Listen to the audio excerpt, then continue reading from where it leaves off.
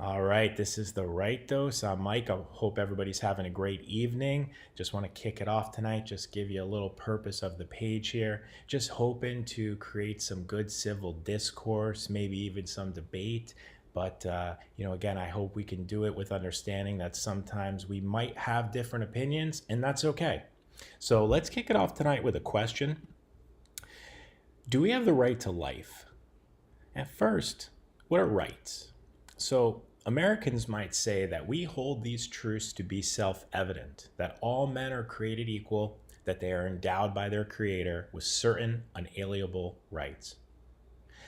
Now, at the United Nations level, the Declaration is perhaps one of the most authoritative interpretation of the idea of fundamental human rights.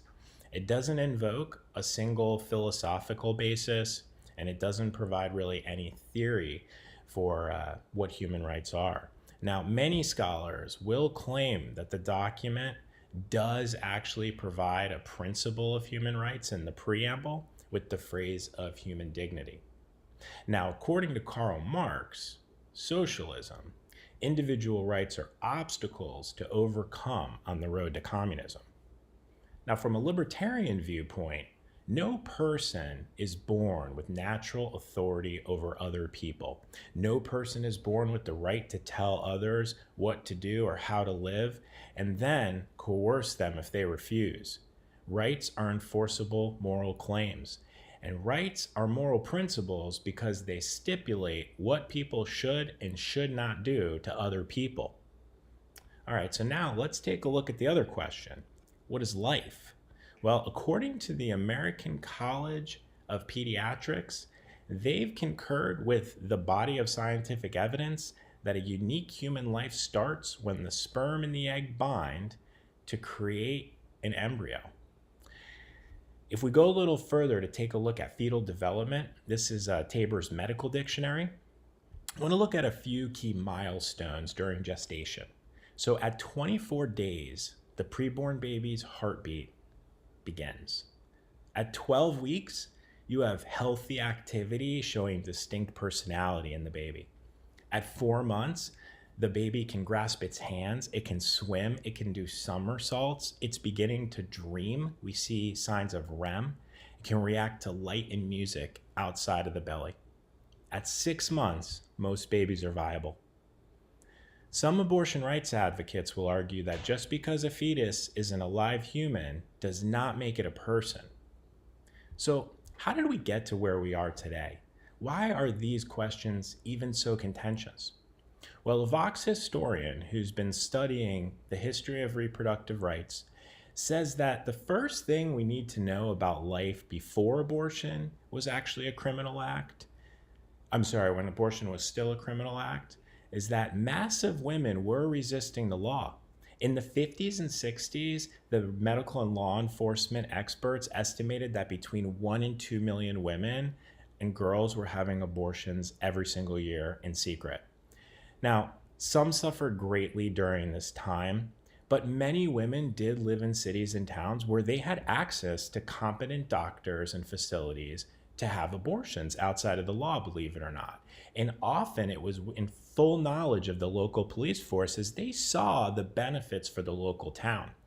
Now, just because we might bunk that back alley myth, that doesn't mean that this criminal error wasn't actually harmful to women. There were cases where district attorneys and police departments were basically on moral crusades against women. In the courtrooms, they were forcing them to testify against practitioners. There were situations where authorities forced hundreds of and thousands of unmarried, I should say hundreds of thousands of unmarried, unwilling pregnant women to give up their babies for adoption. Poor women of color were evicted from public housing. They lost their welfare benefits. In some cases, they were actually threatened with jail time if they had babies outside of wedlock, any more babies. There was a lot of public humiliation during this time. And the fact of the matter is that women were forced to reproduce under a regime that dictated moral, racist, and religious rules for them. thus denying them of any moral autonomy, a political voice, and any true religious liberty. And so the case began in 1970 when Jane Roe, which was a fictitious name for Norma McCorvey, instituted a federal action against Henry Wade, the district attorney in Texas where Roe resided. Roe v. Wade, it was a legal case. It went to the Supreme Court. In 1973, the ruling was 72 that excessively restrictive state regulation of abortion is unconstitutional. The majority opinion said that it was implicit in the liberty guaranteed within the Due Process Clause of the Fourth Amendment.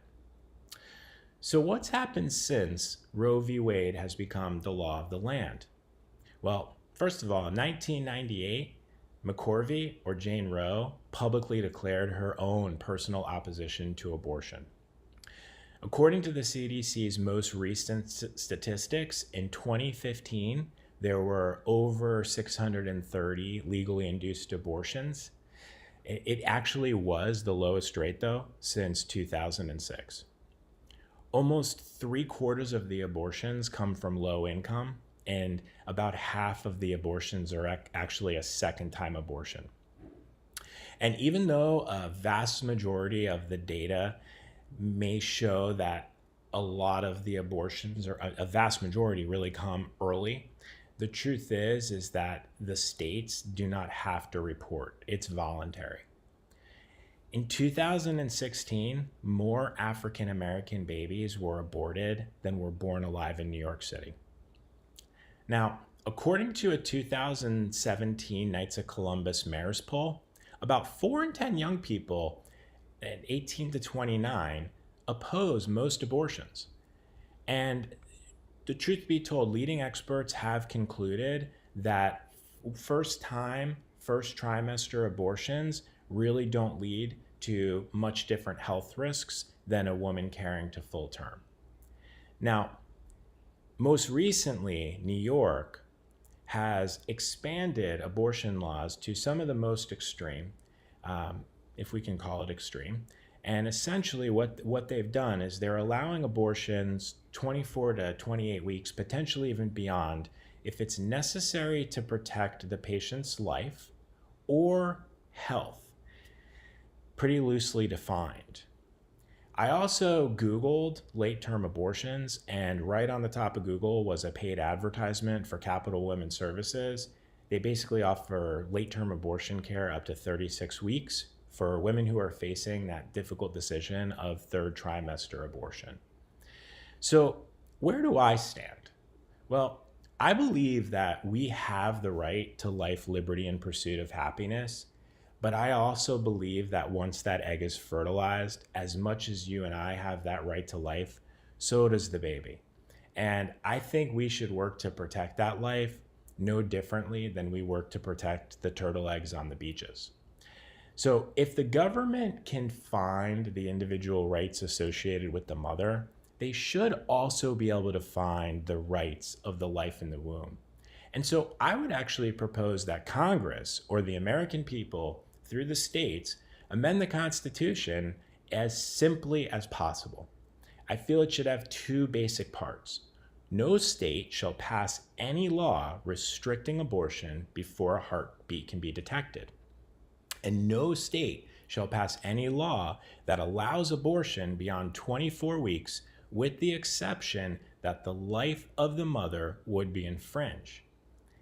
This is where I stand. I'd love to know where you stand. I appreciate your time. I'd love some feedback, questions, comments on the topic. I'm open for debate. I hope you liked the video. I hope you liked the page. I hope you share it out. Look forward to seeing you next time. I'm going to post all the references in the comments. Everybody have a wonderful evening.